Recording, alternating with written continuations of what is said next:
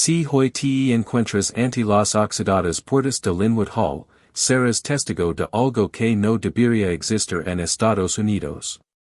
Un palacio de la Edad Dorada, 110 habitaciones de piedra caliza de Indiana y mármol italiano, pudriendos por dentro y por fuera. Ventanas destrozadas como promesas incumplidas. Tecos derrumbandos bajo el peso de un siglo de lluvia. Grafitis gritando en las paredes del salón de baile donde alguna vez bailaron Roosevelt y Vanderbilt. Esta no es una simple mansión abandonada. Es el cadáver de la residencia privada más grande jamás construida en Estados Unidos, un mausoleo de 50 millones de dólares para un sueño que murió antes de que su soñador tocara tierra. La pregunta que debería atormentar a todo estadounidense que valora la historia, que comprende la fragilidad del legado, no es por qué sucedió esto. Es como permitimos que sucediera. ¿Qué oscuridad habita en el corazón de una nación que preferiría ver la grandeza demolida antes que preservada? ¿Qué dice de nosotros que la demolición más costosa de la historia estadounidense no fuera un accidente, sino una elección? Recorre estos terrenos conmigo, a través de la decadencia y el recuerdo, a través de la ambición y la ruina, y te mostrar lo que Estados Unidos hace con sus monumentos cuando se vuelven inconvenientes. Peter Arrell Brown Widener no empezó con castillos. Empezó con Cordero. Nacido en 1834, hijo de un albinal de Filadelfia, el joven Peter aprendió pronto que en Estados Unidos, la brecha entre el matadero y el Senado podía superarse con la suficiente crueldad y precisión. A los 13 años, cortaba carne en una tienda de la avenida Germantown, con las manos enrojecidas por el frío y la sangre, observando a los clientes regatear mientras los sueños de algo más grande lo ardían en el pecho. A los 21, era dueño de la carnicería, habiendo ahorrado cada dólar con la disciplina frenética que definiría toda su vida. A los 27, había amasado su primera fortuna suministrando carne a las tropas de la Unión durante la Guerra de Secesión, vendiéndola a ambos bandos cuando surgía la oportunidad, entendiendo que la guerra, como todo lo demás, era simplemente comercio con sangre mezclada. La moralidad no lo preocupaba. La oportunidad sí. Mientras otros hombres morían en las trincheras de Gettysburg y Antietam, Peter Widener se enriquecía alimentando la máquina que los consumía. Pero la carne era solo el comienzo, la base de una educación sobre el poder estadounidense que duraría medio siglo. El verdadero dinero, el dinero transformador, creador de dinastías, el dinero de la que es Jordan, que separa a los simplemente ricos de los verdaderamente poderosos, provenía de los tranvías. En 1873, Widener y sus socios, hombres como William Elkins, otro empresario autodidacta que comprendió que las fortunas se forjaban con necesidades, no con lujos, tomaron el control del sistema de transporte público de Filadelfia. No se trató de una adquisición hostil en el sentido moderno. Fue algo más elegante y brutal. Simplemente compraron a los políticos que controlaban las franquicias, pagaron los sobornos adecuados a los consejeros adecuados y transformaron una necesidad pública en una mina de oro privada. No inventó el tranvía. Ni siquiera lo mejoró significativamente. Lo que hizo fue comprender una verdad fundamental que definiría la edad dorada, quien controla la infraestructura controla las ciudades. Controla las ciudades y controlas el futuro. Controla los medios por los que los trabajadores llegan a las fábricas y controlas el ritmo de la vida estadounidense. Para 1900, el imperio del transporte público de Peter Widener se extendía desde Filadelfia hasta Nueva York y Chicago, una red de rieles de acero y cables eléctricos que transportaba a millones de trabajadores a fábricas que no poseían, en vehículos que no podían permitirse, enriqueciendo a un hombre que la mayoría nunca vería. Las matemáticas eran hermosas en su brutalidad. Tarifas de 5 centavos, millones de pasajeros, mantenimiento mínimo, extracción máxima.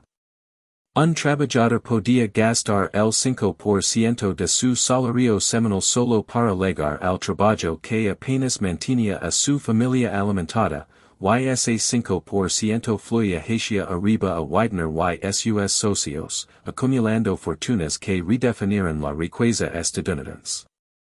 Se expandió hacia los servicios públicos, reconociendo que las compañías eléctricas eran simplemente franquicias de tranvías con una infraestructura diferente, otra necesidad que podía monopolizar, otra fuente de ingresos que podía extraer de la vida urbana. Se trasladó a las plantas de acero, entendiendo que los rieles por los que circulaban sus tranvías representaban tanto costo como oportunidad.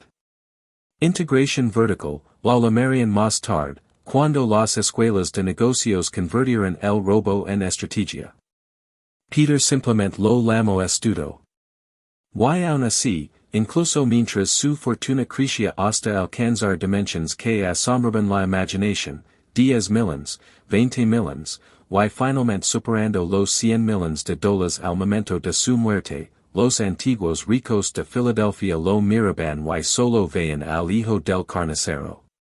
En las cenas de la Liga de la Unión, sonrían con precisión cautelosa. En sus clubs privados, aquellos con listas de socios que parecían un censo de los descendientes de William Penn, susurraban. Su dinero así gastaba bien. Su empresa era simplemente tolerada. Levaban sus donations a sus organizaciones benéficas y aún así se aseguraban de que comprendiera que la riqueza y la pertenencia eran monedas completamente diferentes. Los Biddle, Cadwallader y Ingersoll, familias cuyas fortunas se remontaban a 3 generations y, por lo tanto, se consideraban respetables, nunca olvidaron que el dinero de Widener era dinero nuevo, manchado por el hedor de los mataderos y la corrupción de las franquicias de tranvías.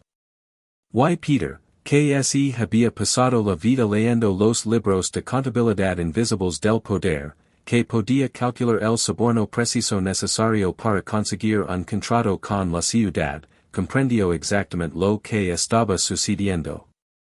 El hombre que controlaba el desplazamiento de millones de estadounidenses por sus ciudades no podía integrarse en el santuario de la clase social de la que se había desplomado. Así que construyó un poder diferente. Se convirtió en coleccionista. No del tipo diletante que compra cosas bonitas para llenar paredes vacías, sino del tipo sistemático, obsesivo y de clase mundial que comprendía que el arte era la transmutación definitiva, convertía el dinero manchado de sangre en belleza, las fortunas de los magnates ladrones en un legado civilizado. Empezó con la pintura estadounidense, opciones seguras que demostraban patriotismo y buen gusto. Luego descubrió a los antiguos maestros europeos, y algo en el despertó más allá de la estrategia. Ali había objetos que habían sobrevivido siglos, que levaban el peso de la historia y el genio, que representaban la cultura en su forma más pura y innegable. Un autorretrato de Rembrandt. Un interior de Vermeer, con la luz derramándose a través de vidrieras holandesas con perfección matemática. Virgenis de Rafael, retratos de Van Dyck y mitologías de Tiziano. Frecuentaba las casas de subastas de Londres y Paris, compitiendo con los aristócratas europeos en crisis, comprando su patrimonio con el dinero industrial estadounidense. Forjó relations con comerciantes como Joseph Devine, quien comprendía que los millonarios estadounidenses no solo compraban pinturas, sino legitimidad, adquiriendo en óleo y lienzo lo que no podían conseguir por herencia. Para 1895, Peter Widener poseía una de las mejores colecciones privadas de arte de Estados Unidos, rivalizando con las de Henry Frick y J.P. Morgan, expuesta en una imponente mansión en North Broad Street, y Delaware por si imponente para los estandartes de Filadelfia. 3 pisos de elegante casa de piedra rojiza, habitations designadas específicamente. Para exhibir obras maestras, una galería privada donde los Widener podían pasarse entre Rembrandts como la nobleza europea paseando por sus salones ancestrales. Debería haber sido suficiente. Para cualquier hombre razonable, habría sido suficiente. Pero Peter Widener había pasado demasiados años excluido, demasiadas tardes viendo a las antiguas familias de Filadelfia invita a todos excepto al hijo del carnicero, que se había vuelto más rico que todos juntos. La mansión de Broad Street era impresionante. Era innegable. Peter, acercándose a los 60, contemplando una vida construida sobre una acumulación despiadada, decidió que necesitaba algo más. Algo tan magnífico, tan innegablemente grandioso, que el rechazo se volviera imposible. Necesitaba un palacio. Entre Linwood Hall. Ni una casa. Ni siquiera una mansión. Una declaración talada en piedra caliza y furia, una declaración delegada tan contundente que resonaría de generación en generación. En 1897, Peter Widener compró 200 acres en Elkins Park, un suburbio de moda a unos 16 kilómetros al norte de Filadelfia, donde el aire era más limpio, la tierra barata y las antiguas familias no habían establecido sus territorios. La ubicación era estratégica, lo suficientemente cerca de Filadelfia como para importar, lo suficientemente lejos como para crear su propio reino. Encargó a Horace Trumbauer el diseño del Palacio Estadounidense definitivo. La elección del arquitecto fue en sí misma reveladora.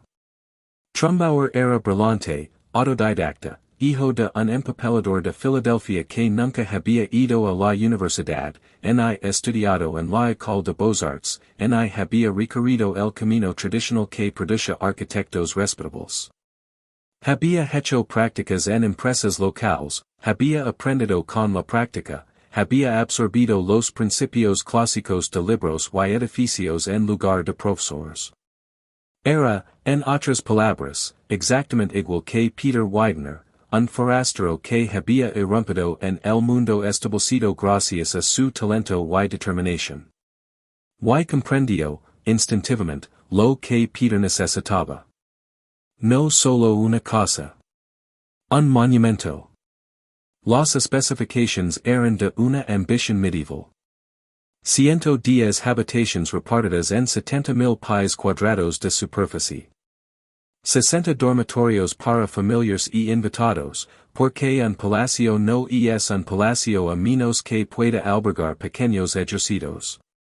3 salones de baile de imponente grandeza, cada uno diseñado para diferentes niveles de entretenimiento, reuniones íntimas de 50, eventos formales de 200, recepciones multitudinarias con capacidad para 500 invitados que necesitaban comprender, visceralmente, que estaban ante algo extraordinario.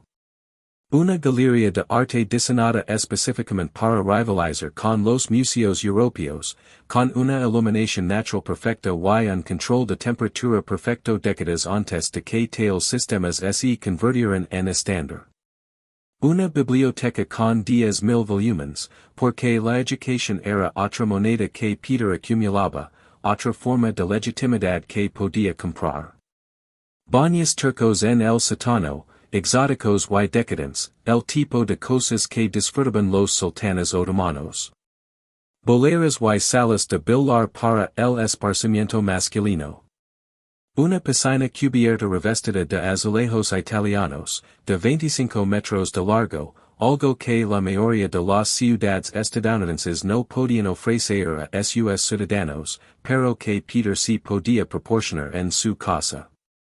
Jardins franceses formales que se extendían por 40 acres, diseñados por arquitectos paisajistas importados de Europa, cada sitio recortado a la perfección geométrica, cada parterre dispuesto según los principios establecidos en Versalles.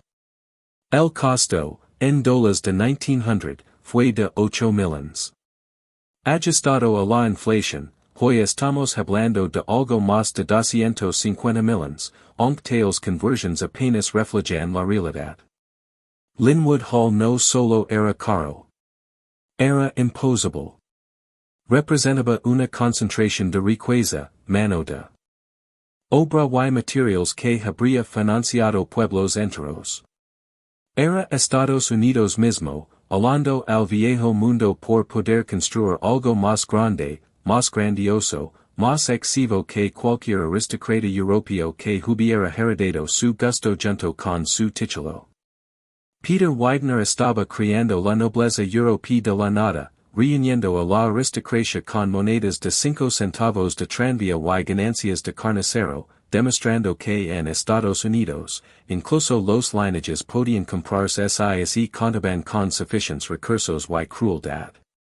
La construcción duró 3 años y consumió el trabajo de cientos de trabajadores cuyos nombres la historia no es molesto en registrar. Llegaban antes del amanecer y marcaban al anochecer, construyendo la inmortalidad de alguien por salarios que apenas alcanzaban para vivir. La piedra caliza se extraía en Indiana, enormes bloques cortados de la tierra y transportados por ferrocarril a través de las fronteras estatales, cada país seleccionada por su consistencia de color y integridad estructural.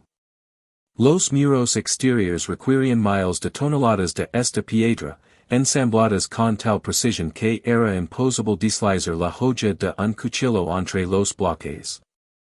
El mármol se importaba de Italia, de las mismas canteras que habían abastecido a los palacios renacentistas, se transportaba a través del Atlántico y luego por ferrocarril desde Nueva York. Mármol blanco de Carrara para la escalera principal, tan puro que parecía brillar. Mármoles más oscuros para las columnas y chimeneas, cuyas vidas criban obras de arte naturales. La gran escalera, la pieza central que aparecería en innumerables fotografías y que definiría la identidad visual de Linwood Hall, tardó 6 meses en instalarse. No porque la obra fuera difícil, sino porque la perfección lleva tiempo. Cada escalón fue talado y colocado con precisión matemática. Cada baluster fue tornido y ajustado. El pasamanos ascendía en una cava que parecía desafiar la gravedad, invitando a los visitantes a ascender al paraíso de Peter Widener. Artesanos franceses cruzaron el Atlántico para garantizar que los salones de baile alcanzaran la opulencia dorada adecuada. Dedicaron meses a los andamios, aplicando pan de oro a las molduras de yeso y creando decoraciones de techo que imitaban Versalles y los grandes hoteles parisinos que definían el gusto aristocrático. El techo del salón principal era una obra maestra del arte dorador, querubines, guirnaldas y patrones geométricos, todo ello resplandeciente con oro auténtico, reflejando la luz de las velas y, posteriormente, la luz eléctrica, con una cálida luminosidad que hacía que todos los que estaban abajo lucieran hermosos, exitosos y poderosos. Las paredes estaban cubiertas de damasco de seda, tejido a medida en Lyon, la capital tradicional de la producción textil francesa. Los suelos eran de parquet, con intrincados patrones geométricos creados a partir de múltiples especies de madera, cada pieza cortada y ajustada a mano. Se importaron jardineros ingleses para esculpir los jardines, aportando la experiencia adquirida durante siglos creando paisajes formales para la aristocracia británica. Entendían el vocabulario de poder que transmitían los jardines, las avenidas rectas que demostraban control sobre la naturaleza, los parterres geométricos que demostraban dominio del espacio, los topiarios esculpidos que demostraban riqueza suficiente para ampliar a hombres cuyo único trabajo era cuidar arbustos con forma de pavo real. Los sistemas mecánicos representaban logros de ingeniería que pocos estadounidenses podían comprender. Tan solo el sistema de calefacción, un laberinto subterráneo de hornos de carbón y kilómetros de tuberías, fue diseñado por especialistas que se habían quedado en edificios de oficinas y grandes hoteles de Manhattan. Debía calentar 70,000 pies cuadrados durante los crudos inviernos del noteste, manteniendo temperaturas confortables en todas las habitaciones simultáneamente, con la suficiente fiabilidad como para que los huéspedes no tuvieran que preocuparse por ello. La cocina era un edificio independiente, conectado por un túnel subterráneo para que los olores de la comida no llegaran a la casa principal, equipada con equipos de calidad comercial que podían preparar comidas de 100 platos para banquetes presidenciales.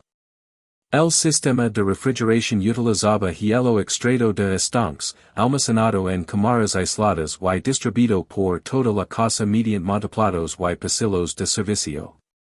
El órgano de tubos del salón principal se construyó a medida en Alemania, diseñado específicamente para la acústica de Linwood Hall, tan grande que requería un operador a tiempo completo para su mantenimiento y un sistema de ventilación dedicado para su funcionamiento.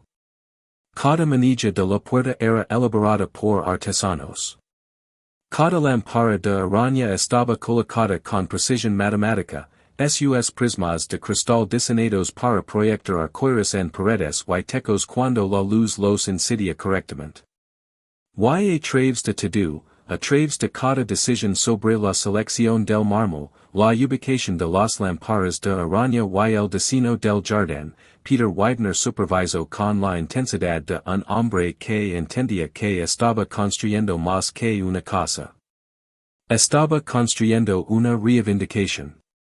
Estaba construyendo pruebas, en piedra caliza, mármol y pan de oro, de que el hijo de un carnicero podía crear una belleza que perduraría más allá de las familias que lo habían despreciado.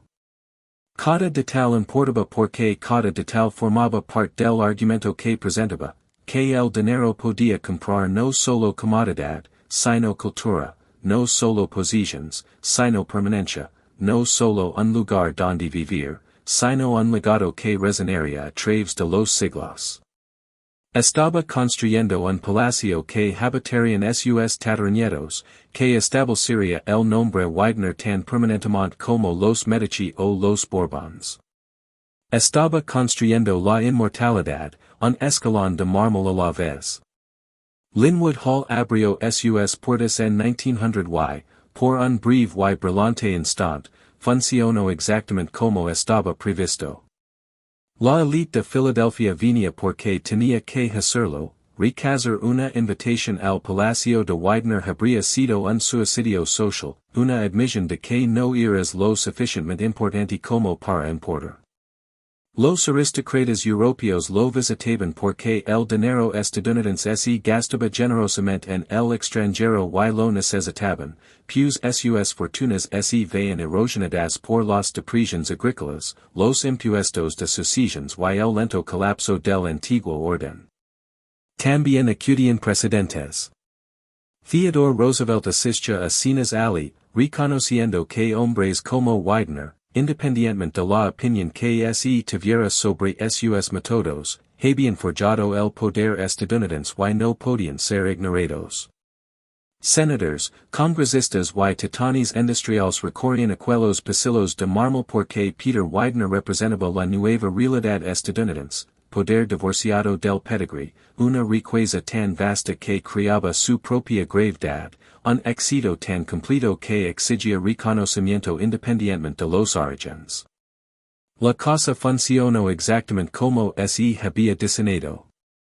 La colección de arte, ahora expuesta en galerías construidas a medida con una iluminación y climatización perfectas, incluía obras que hacían llorar de envidia a los museos europeos.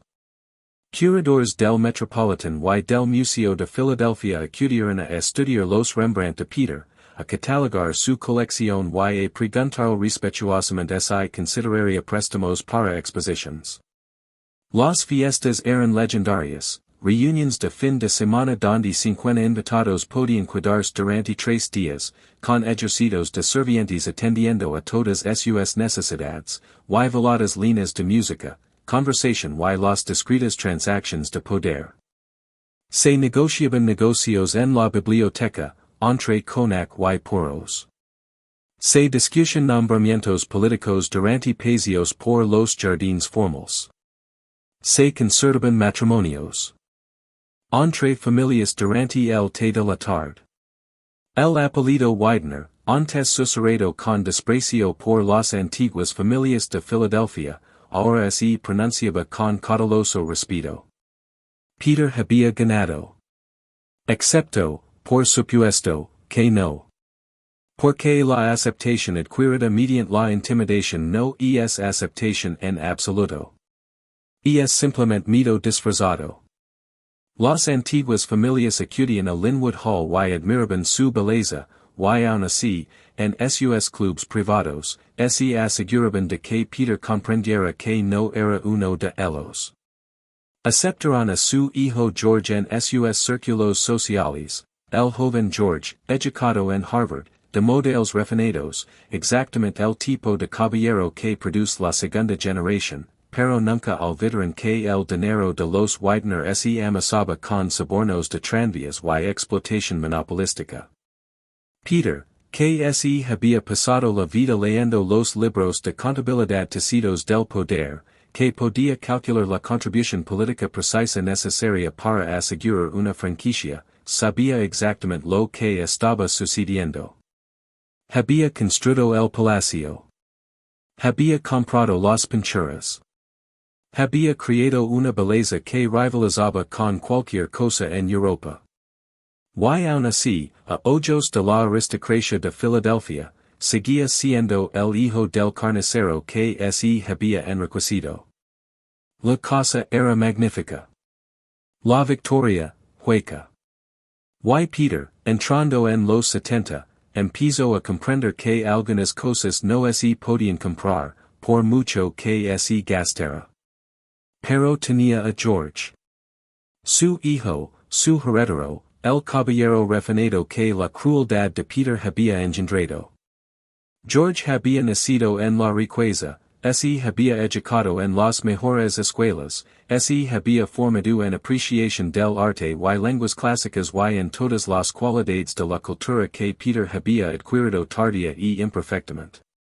George se había casado con Eleanor Elkins, una alianza estratégica con la hija del socio de su padre que combinó dos fortunas de tranvías y creó una riqueza dinástica.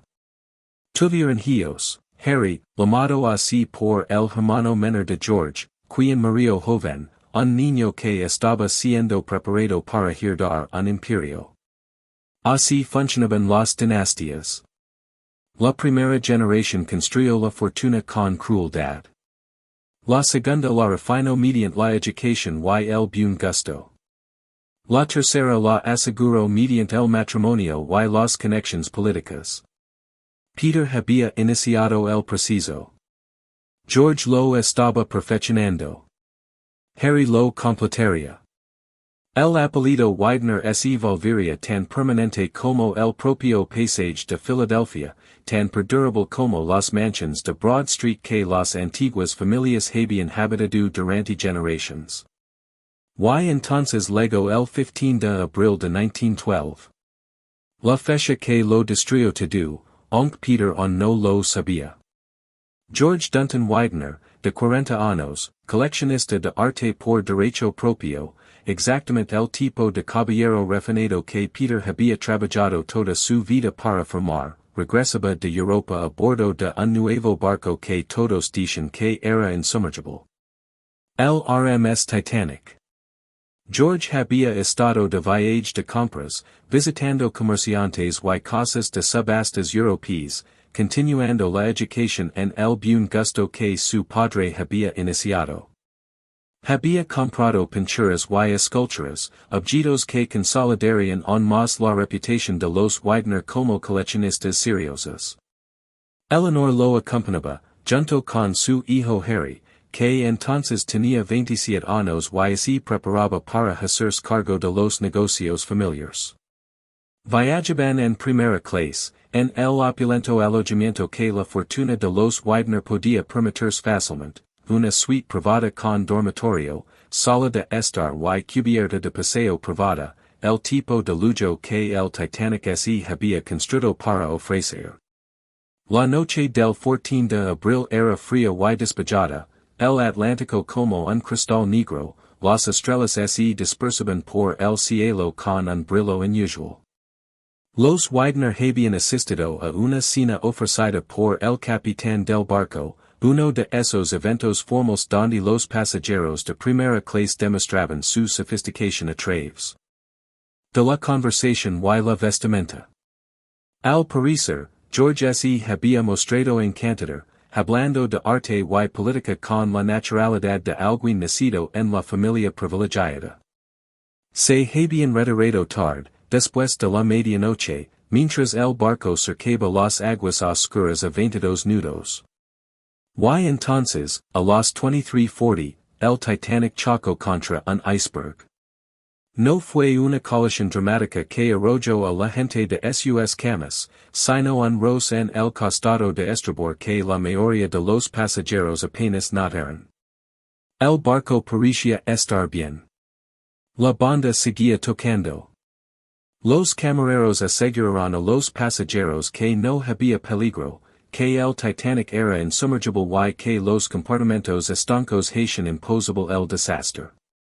Pero en menos de una hora, se hizo evidente que lo imposible estaba sucediendo. El barco se hundía. El agua inundaba las cubiertas inferiores, subía por las salas de calderas y ascendía hacia los alojamientos de primera clase con una inevitabilidad matemática.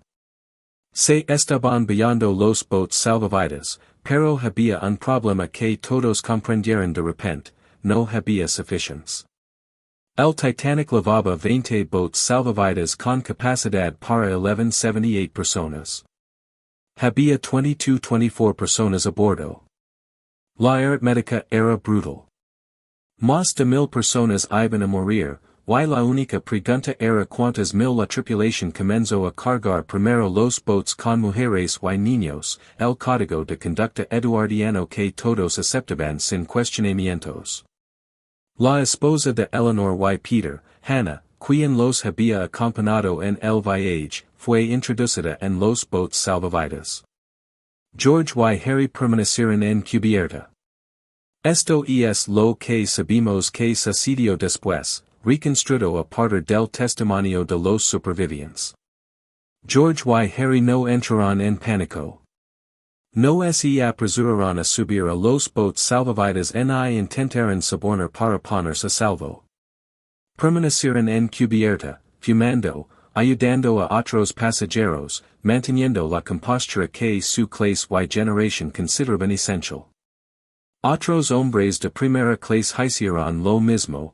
Benjamin Guggenheim se puso un traje de etiqueta para morir vestido de caballero, afirmando que estaba preparado para hundirse como tal. John Jacob Astor Ford, uno de los hombres más ricos de Estados Unidos, ayudó a su esposa embarazada a subir a un bote salvavidas y luego dio un paso atrás, aceptando su destino con el estoicismo que exigía su clase. Y George Dunton Widener y su hijo Harry murieron en el Atlántico Norte, junto con otras 1500 personas, cuando el Titanic se partió y se hundió a 2 miles y media de profundidad. Sus cuerpos nunca fueron recuperados. Los cuadros que George había comprado en Europa se hundieron con el barco. Todo desapareció en aguas negras y silencio. La noticia llegó a Peter en Linwood Hall el 16 de abril. Un telegrama, breve y brutal, George y Harry se ahogaron. Eleanor y Hannah sobrevivieron. Los detalles vendrían después, cuánto tiempo habían sobrevivido en el agua helada, si habían sido aplastados cuando el barco se partió, se ahogaron o murieron de hipotermia. Pero el hecho esencial era inmutable. George había muerto. Harry había muerto. El heredero y el futuro heredero, aniquilados en una sola noche. Peter Orell Brown Widener tenía 78 años, al final de su vida, y la dinastía que había construido acababa de perder 2 generaciones.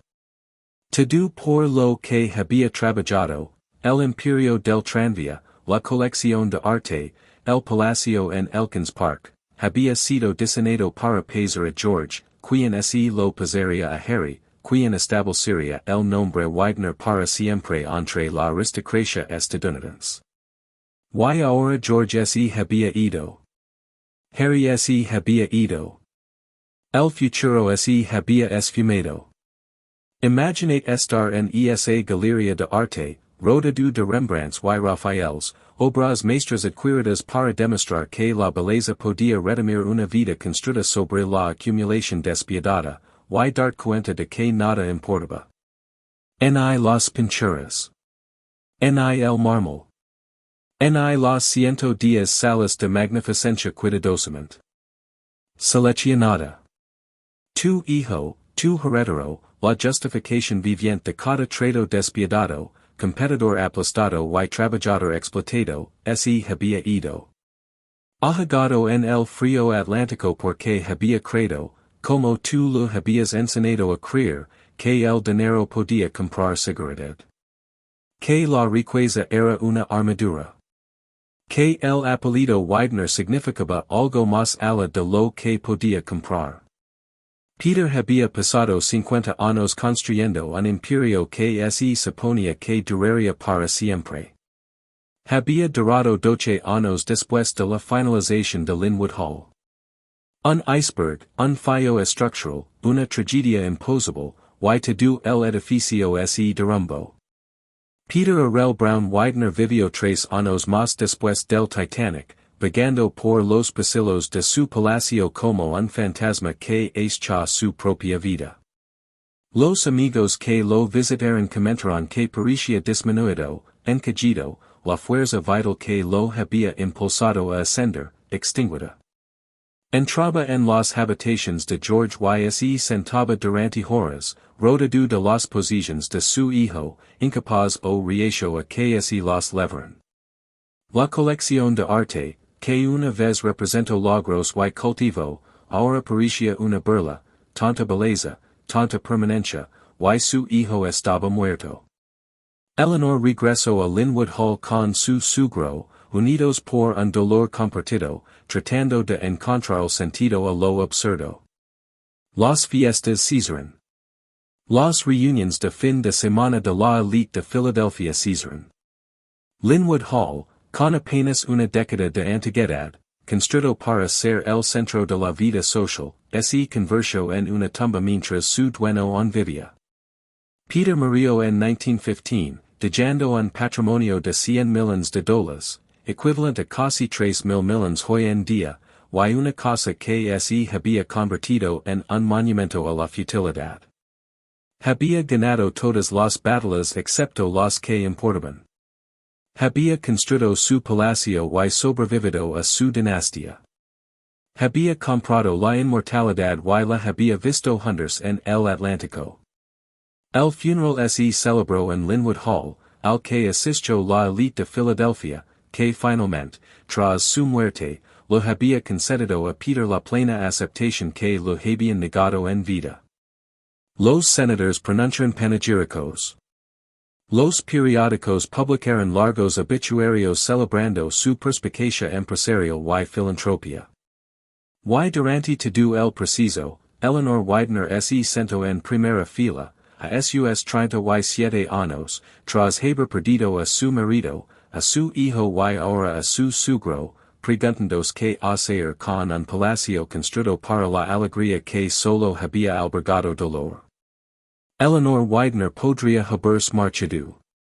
Podría haber vendido Linwood Hall, repartido la colección de arte, heredado su herencia y mudarse a Nueva York o Europa, empezar de cero en un lugar que no lo recordara todo lo que había perdido. Muchas mujeres en su posición lo habrían hecho. En cambio, hizo algo inesperado, se quedó. Y transformó Linwood Hall, de un símbolo de legado, en un santuario del recuerdo. Las fiestas deslumbrantes cesaron por completo. El ascenso social que había motivado a Peter cesó. Eleanor convirtió Linwood Hall en un monumento privado, un lugar donde podía preservar la memoria de George y Harry en Amber, manteniendo viva su presencia a través del cuidadoso mantenimiento de sus posiciones.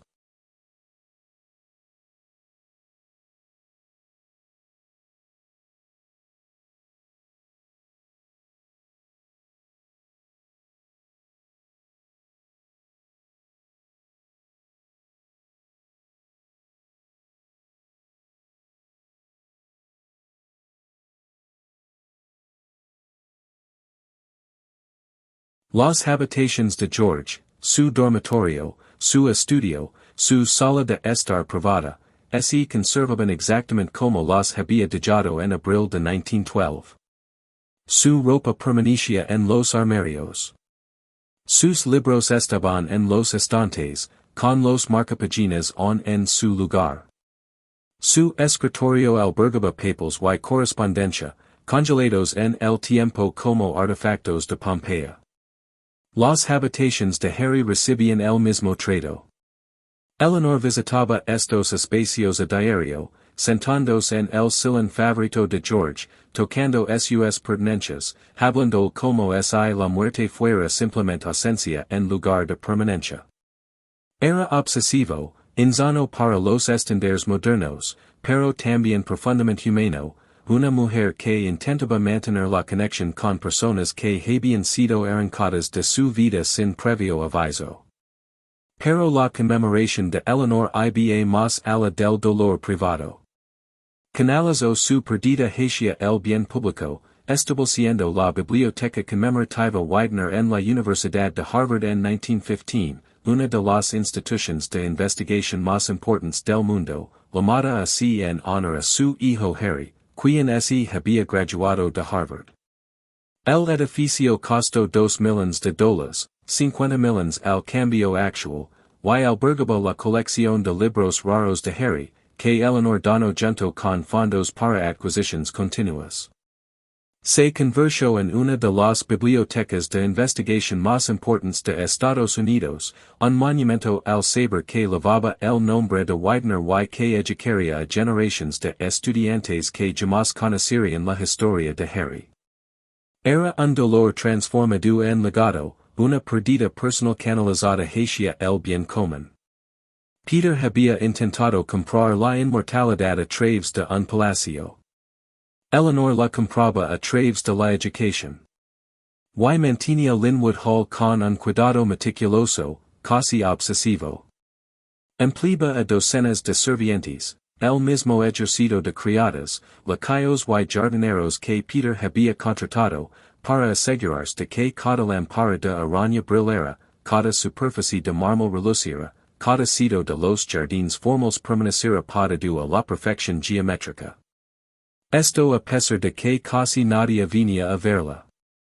La casa que Peter construyó para exigir aceptación se convirtió en un lugar donde Eleanor se escondió de un mundo que lo había arrebatado todo lo que importaba. Vivió allí 22 años tras la muerte de Peter, de 1915 a 1937, gastando la fortuna de Peter en el mantenimiento de su palacio, manteniendo la maquinaria en funcionamiento a pesar de que su propósito se había evaporado. El coste de mantener Linwood Hall durante esos años era asombroso. Impuestos sobre la propiedad sobre 200 acres en un suburbio cada vez más valioso. Facturas de calefacción que podrían haber financiado a familias de clase media, las calderas de carbón consumían toneladas de combustible cada invierno, manteniendo 70,000 pies cuadrados a una temperatura agradable para prácticamente una persona. Los salarios del personal, 60 empleados a tiempo completo en su punto máximo, reducidos a quizás 30 durante la viudez de Eleanor, pero aún así un gasto continuo enorme. El mantenimiento de los jardines, 40 acres de jardines formales que requirían atención constante, un ejército de jardineros trabajando todo el año para evitar que la naturaleza reclamara lo que Peter había conquistado. La casa misma requiría reparaciones constantes, los techos goteaban, las tuberías se corroían, la pintura se descoloría, el mármol se agrietaba. Un palacio no es un objeto estático. Es un ser vivo que exige alimento, y la comida es dinero. Eleanor podía permitírselo. Había heredado la parte de George de la herencia de Peter, y la fortuna de Peter era tan vasta que, incluso gastando a manos linas, no podía agotarla. Pero con cada año que pasaba, la pregunta se volvía más apremiante: ¿qué sucedería cuando Eleanor muriera? No tenía hijos, Harry había sido su único hijo y murió en el Titanic. No tenía herederos directos a quienes heredar Linwood Hall. El apellido Widener, al menos esta rama, terminaba con ella. Y aunque podía mantener el palacio mediante la fuerza de voluntad y el gasto, no podía darle un futuro. La casa que Peter construyó para establecer una dinastía sobreviviría a su dinastía exactamente una generación. Piensa en los sirvientes durante esos años, las personas invisibles que hicieron posible la conmemoración de Eleanor. Vivían en el tercer piso, en habitaciones estrechas, calurosas en verano y frías en invierno, 6 o 7 por pasillo con baños compartidos, un universo paralelo a la grandeza del mármol de abajo. Se despertaban a las 5 de la mañana para encender chimeneas y preparar el desayuno. Pasaban los días manteniendo la ficción de que una casa de este tamaño podía funcionar a la perfección, quitando el polvo de habitaciones a las que nadie entraba, puliendo la plata que nadie usaba, arreglando los parterres que nadie pasaba. Trabajaban 6 días a la semana, a menudo más horas durante las ocasionales obligaciones sociales de Eleanor. Comían por separado, usaban entradas separadas, vivían en un mundo donde su función era ser invisibles. Sus salarios eran modestos, de 20 a 30 dólares al mes para las criadas, un poco más para puestos especializados como el de mayordomo o jardinero jefe, minúsculas fracciones de lo que Eleanor gastaba en una sola joya. Y esto es lo que el registro histórico apenas reconoce: estos sirvientes tenían vidas, sueños, familias, futuros que estaban subordinados al mantenimiento del monumento al dolor de alguien más. Las criadas que limpiaban el polvo de las habitaciones de George a diario, entendían por qué. Les molestaba pasar horas cuidando las posesiones de un muerto. Los jardineros que mantenían 40 acres, Eleanor rara vez caminaba, vieron la inutilidad. La cocinera que preparaba comidas elaboradas, Eleanor, a menudo comía sola, se preguntaba por qué. No lo sabemos, porque nadie preguntó. Las habitaciones de servicio en Linwood Hall, como las de todo Palacio de la Edad Dorada, estaban diseñadas para ser invisibles. Las escaleras traseras y los pasillos de servicio que permiten a los sirvientes moverse por la casa sin ser vistos.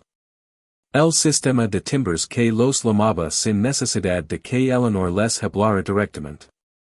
La entrada independiente que usaban para que su presencia no perturbara la estética. Toda la arquitectura del lugar imponía la jerarquía, invisibilizaba la explotación, convertía a los seres humanos en mecanismos tan impersonales como el sistema de calefacción. Cuando los sirvientes morían, de gripe española durante la pandemia de 1918 que mató a millones, de accidentes en los jardines, de tuberculosis y otras enfermedades de la pobreza, eran reemplazados eficientemente y olvidados por completo. Sus nombres no aparecen en los documentos de la familia Widener. Sus historias no se conservaron. Eran, en el sentido más cruel, desechables. Y cuando Eleanor finalmente falleció en 1937, cuando Linwood Hall dejó de estar bajo el control de Widener, estos sirvientes perdieron sus empleos y desaparecieron en el olvido histórico, sus décadas de trabajo no dejaron rastro alguno, salvo el estado pristino de un palacio con el que nadie sabía qué hacer. La muerte de Eleanor generó una crisis que todos deberían haber previsto, pero que, por alguna razón, no se produjo, que hacer con un palacio de 110 habitaciones en las afueras de Filadelfia, cuyo mantenimiento cuesta una fortuna y no tiene ninguna utilidad práctica? La respuesta, al parecer, fue nada. No se hace nada, porque nadie lo quiere. Los herederos de Eleanor intentaron vender Linwood Hall. Contactaron con universidades, pensando que quizás una institución académica podría usarlo como campus o museo. Las universidades analizaron los costos de mantenimiento y declinaron cortamente. Contactaron con promotores hoteleros, sugiriendo que podría convertirse en una propiedad de lujo. Los promotores hicieron cálculos, el costo de la reforma, el mantenimiento continuo, la ubicación en un suburbio de Filadelfia en lugar de Manhattan o Miami, y desistieron. Contactaron con museos, ofreciendo donar el edificio si alguien lo aceptaba. Los museos no podían permitirse el mantenimiento. La Sociedad Histórica de Pennsylvania expresó su interés, pero luego se retractó al calcular el costo de la conservación. Así pues, Linwood Hall permaneció en pie. La finca mantuvo un cuidado mínimo, suficiente para evitar un colapso inmediato, pero en de lejos el cuidado obsesivo que Eleanor había proporcionado. El personal fue despedido. Las calderas se apagaron, salvo la calefacción mínima para evitar que las tuberías se congelaran.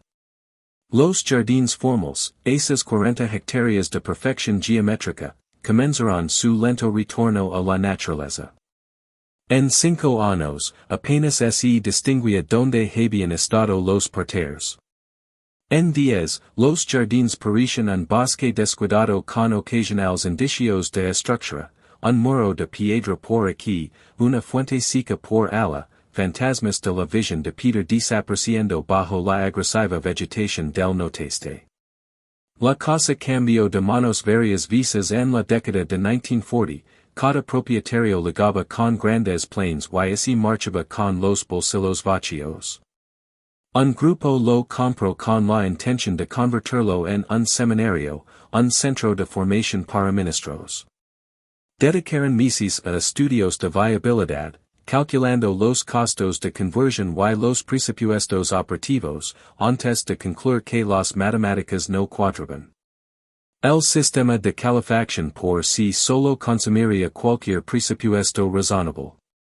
Otro comprador imaginó apartamentos de lujo, dividir las enormes habitaciones en unidades más pequeñas, venderlas o alquilarlas a familias adineradas atraídas por su prestigio histórico. Este plan fue más allá, con planos arquitectónicos reales y presupuestos de contratistas, antes de desmoronarse por el peso de los problemas de cumplimiento normativo y los costos de renovación, que excedían los de la nueva construcción. Un tercer grupo intentó convertirlo en un salón de eventos, imaginando bodas y retiros corporativos con el esplendor de la Edad Dorada. De hecho, funcionó brevemente a principios de la década de 1950, con algunos eventos celebrados en los salones de baile, pero el modelo de negocio fracasó rápidamente. Los clientes se resisten a los costos de alquiler, que debían ser lo suficientemente altos como para cubrir el mantenimiento, el seguro y el personal. La ubicación llegaba en su contra, demasiado lejos de Filadelfia para ser convenient, no lo suficientemente cerca de las atracciones rurales como para ser un destino turístico. Y la casa en sí, a pesar de su grandeza, estaba cada vez más deteriorada.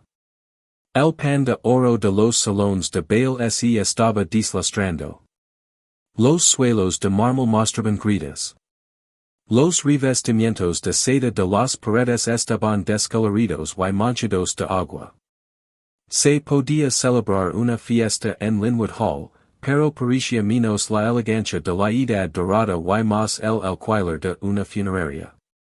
Y con cada proyecto fallido, con cada propietario que no conseguía cuadrar las cuentas, la casa se deterioraba aún más. El cabra era extraído del tejado por ladrones que entendían su valor de chatarra mejor que los conservacionistas el valor histórico del edificio. El tejado de cabra había sido uno de los elementos más impresionantes de Linwood Hall, caro, duradero, hermoso a medida que envejecía hasta adquirir un color verde azulado. Pero el robo de cabra se convirtió en una epidemia en las décadas de 1950 y 1960, con el aumento de los precios del metal, y edificios como Linwood Hall, vacíos y con poca vigilancia, se convirtieron en objetivos prioritarios. Los ladrones llegaban de noche con herramientas y camiones, desmontando sections del tejado y bajantes y vendiendo el metal por miles de dólares. Cada robo significaba la entrada de agua. Cada tormenta después del robo del cabra significaba daños que se extendían por los pisos inferiores, techos deformados, yeso agrietado, agua acumulada en los pisos y filtrada en las paredes. Las ventanas se rompían y no se reemplazaban, invitando al clima a entrar más directamente.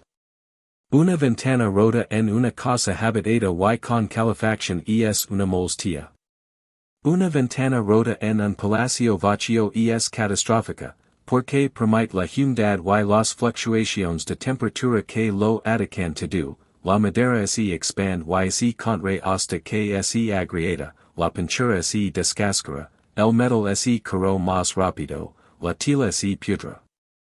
El sistema de calefacción, esa maravilla de la ingeniería, se apagó por completo para ahorrar costos, lo que significó que la casa experimentó toda la gama de oscilaciones de temperatura de Pennsylvania, calor en verano que podía superar los 32 grados, frío en invierno que descendía por debajo de cero. Los materiales que habían sido estables durante décadas comenzaron a fallar.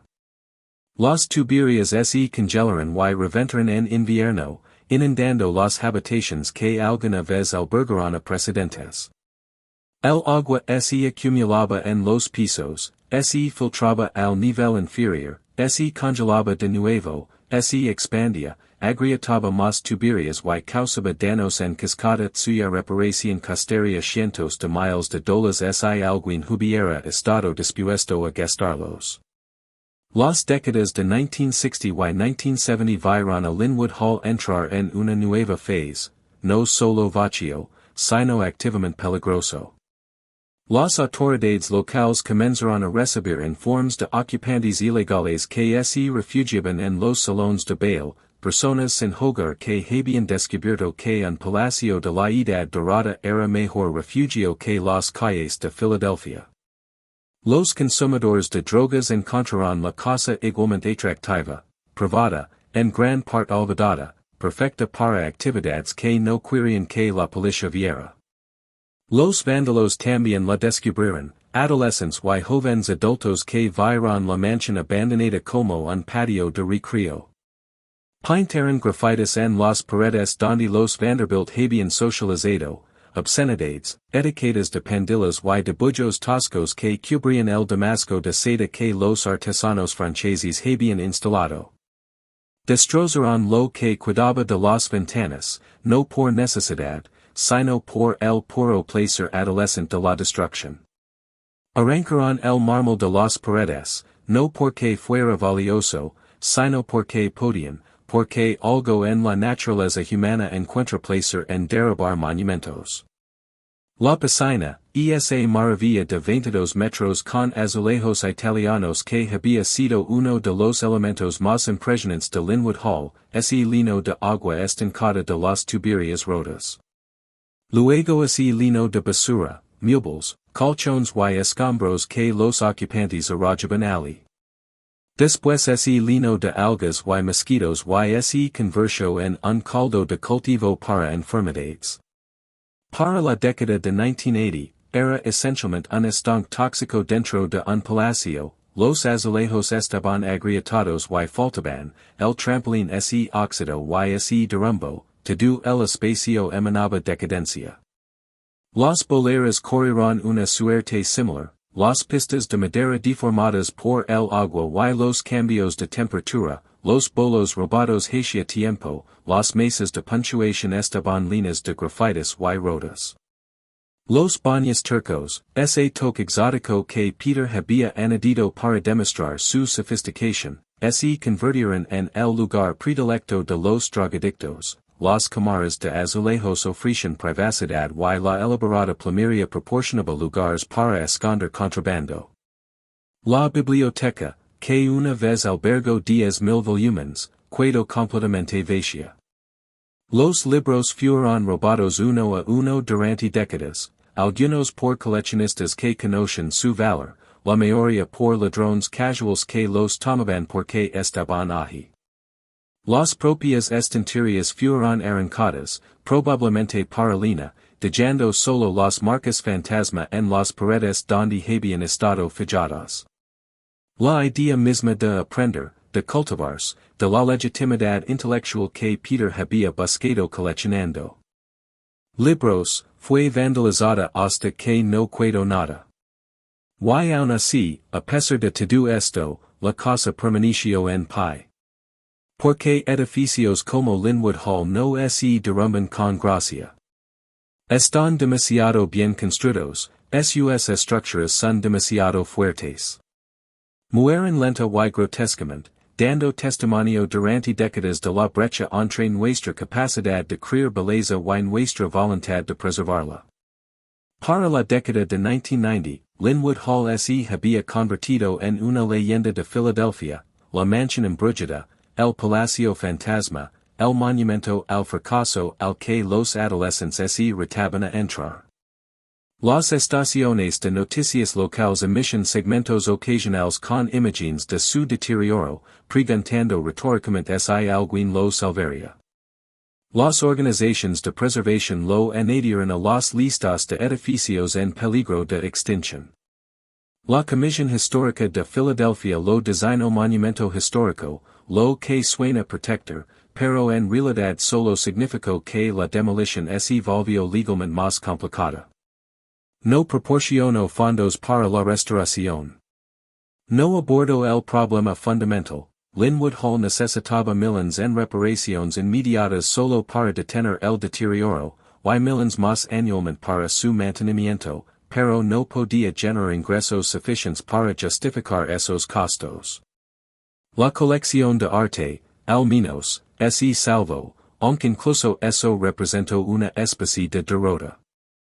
La mayoría de las obras maestras de Peter Widener acabaron en la Galería Nacional de Arte de Washington, donadas por la familia en la década de 1940, cuando se hizo evidente que mantener una colección privada ya no era viable ni estaba de moda. Hoy, millones de turistas pasean por la Galería Nacional y ven un Vermeer por aquí, un Rembrandt por allá, pinturas de extraordinaria belleza y trascendencia histórica. Las etiquetas de las paredes indican que pertenecen a la colección Widener. La mayoría de los visitantes no se detienen a leer.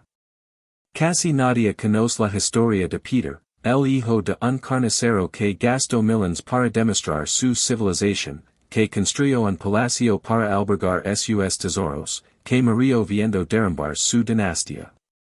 Las pinturas sobrevivieron. El palacio murió.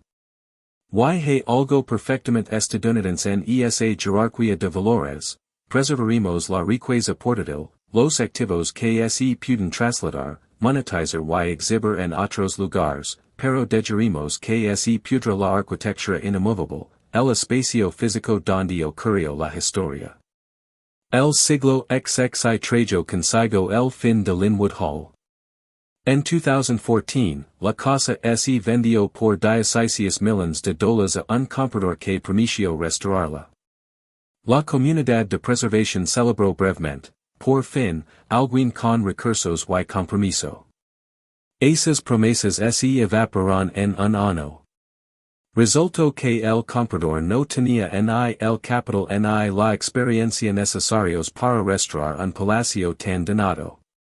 Los 16 millones eran aparentemente dinero prestado, una especulación inmobiliaria que fracasó al darse cuenta de que la restauración costaría al menos el triple de lo que había pagado solo por la estabilización, por no hablar de la restauración completa.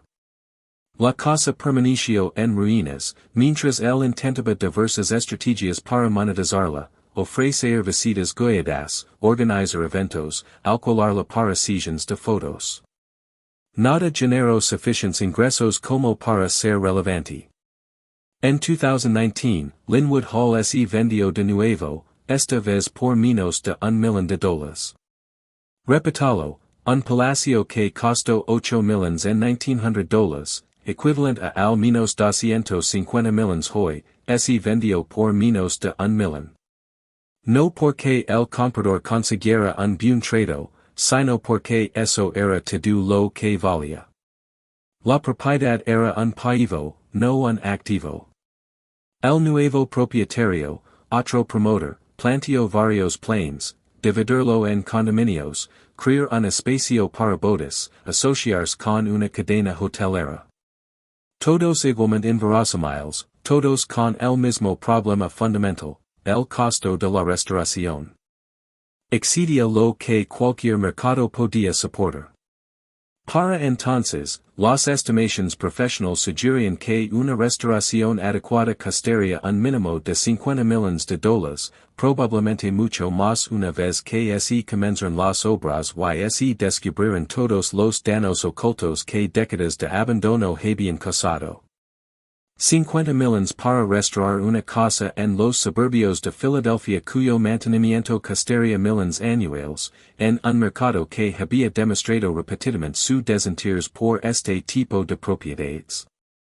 Lo que nos lleva al presente y a la cruda realidad, Linwood Hall es la demolición más cara de Estados Unidos, no porque la demolición sea cara, aunque esta escala lo es, sino porque preservarla es imposible.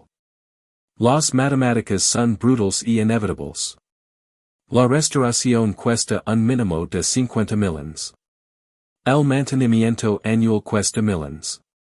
El potencial de ingresos es mínimo, incluso completamente restaurado, se encuentra en una ubicación inadecuada para funcionar como hotel, y es demasiado grande para funcionar como casa museo sin subsidios masivos y continuos, y está demasiado dañado para servir como espacio para eventos sin años de obras. El valor de la propiedad reside en el terreno, no en el edificio. 200 hectáreas en los suburbios de Filadelfia podrían subdividirse en viviendas de lujo que generarían mucha más riqueza que cualquier plan de conservación. El uso más elevado y óptimo, en términos económicos, es la demolición. Limpiar el terreno. Vender el terreno. Construir mansions gigantes. Que la riqueza moderna se eleve sobre la tumba de la ambición de la edad dorada. Los conservacionistas siguen luchando. En 2020, se formó un grupo llamado Amigos de Linwood Hall, dedicado a salvar la propiedad. Han generado cobertura mediática, organizado visitas virtuales, presionado a funcionarios gubernamentales y intentado campañas de financiación colectiva. Han recaudado quizás $200,000, un error de redondeo en comparación con lo necesario, pero, lo más importante, una prueba de que existe interés público. Las organizaciones nacionales de conservación han añadido Linwood Hall a sus listas de los más amenazados.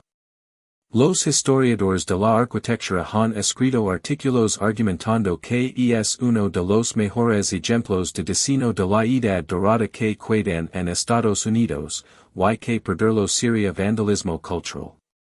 No se equivocan.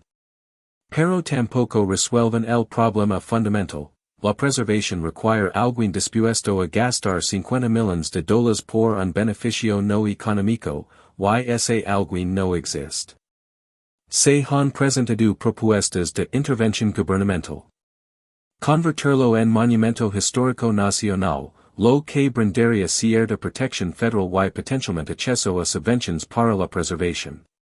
Sin embargo, la condición de monumento histórico nacional no proporciona suficiente financiación como para ser relevante. Podrían obtener cientos de miles de dólares en subvenciones, insignificantes frente a los $50 millones en costos.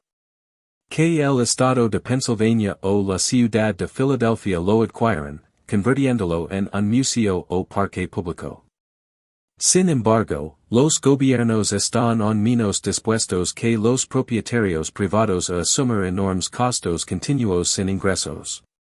El cálculo político es simple.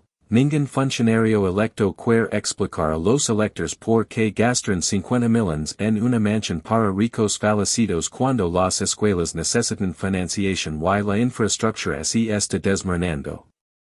Así que el camino está marcado.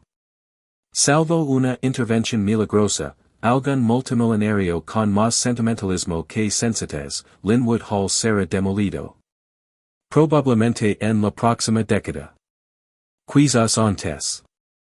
La piedra caliza será triturada o recuperada, existe cierto mercado para elementos arquitectónicos de edificios famosos. El mármol será extraído y vendido a contratistas de alta gama que lo instalarán en nuevas McMansions, y la escalera que subirán los Vanderbilt quedará hecha pedazos y esparcida por los suburbios de Estados Unidos. El terreno será despejado. Los jardines formales, o lo que queda de ellos, serán demolidos. Los 200 acres que una vez albergaron el palacio más grande de Estados Unidos se subdividirán en lo que genera la mayor rentabilidad, probablemente 60 o 70 casas de lujo, cada una en un terreno de 2 o 3 acres, vendiéndose cada una por 1 o 2 millones de dólares. La riqueza moderna se construye sobre la tumba de la ambición de la edad dorada, felizmente ignorante de lo que hubo antes. Y que se perderá. Un logro arquitectónico extraordinario, sin duda, uno de los mejores ejemplos del diseño y la artesanía de la edad dorada. La posibilidad de recorrer los espacios donde se desarrolló la historia estadounidense, donde industriales y políticos moldearon el futuro de la nación.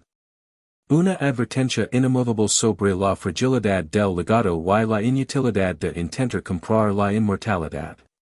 Pero también algo más complejo y incómodo, un monumento a la desigualdad, a la enorme brecha entre Peter Widener en su palacio y los trabajadores cuyas monedas de 5 centavos del tranvía lo financiaron. Un recordatorio de cómo se forjan las fortunas estadounidenses, mediante el monopolio, la corrupción y la explotación, todo ello revestido de mármol y pan de oro.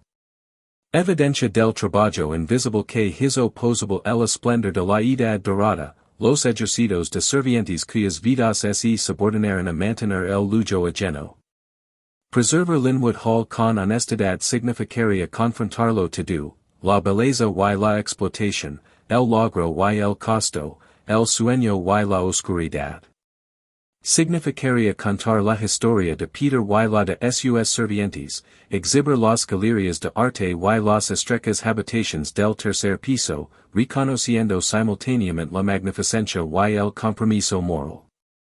Significaría usar la casa como espejo, reflejando en la América contemporánea nuestra propia relación con la riqueza, el poder y la desigualdad. Y tal vez, solo tal vez, la estemos dejando caer porque no estamos listos para esa conversación. Porque preservar Linwood Hall requeriría admitir que la edad dorada nunca terminó realmente, que aún tenemos magnates ladrones, a quienes ahora llamamos simplemente emprendedores tecnológicos o gestores de fondos de cobertura. Que aún tenemos servientes, a quienes llamamos simplemente trabajadores temporales o empleados por contrato.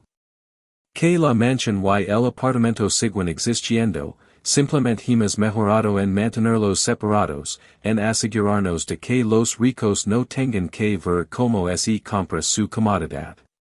Piensen en lo que pensaría Peter Widener al ver Linwood Hall ahora. Gastó 8 millones de dólares, una fortuna incomprensible, para construir la inmortalidad. Creía que la piedra caliza y el mármol eran permanentes, que la belleza podía trascender el tiempo, que el nombre Widener resonaría a través de los siglos porque había construido algo demasiado magnífico para olvidar. Compró 110 años. Ni siquiera un siglo y medio. En términos históricos, apenas un momento.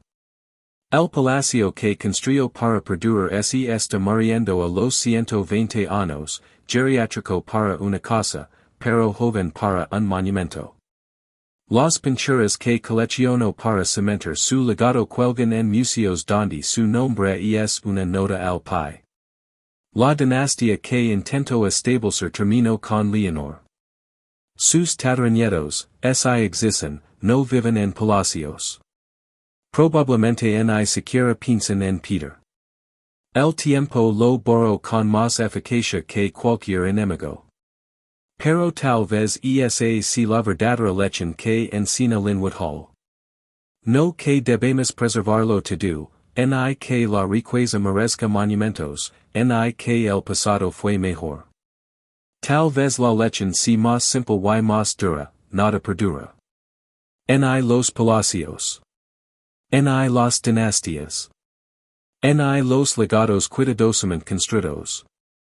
Ni la riqueza tan vasta que pareciera permanente.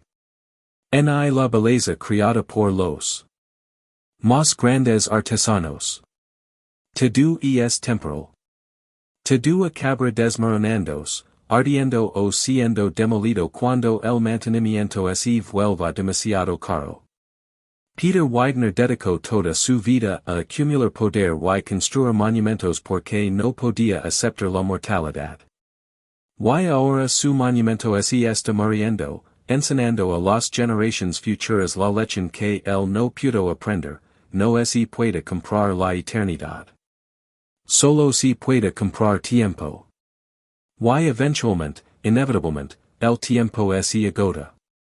Así que detengáis en esas puertas oxidadas una última vez.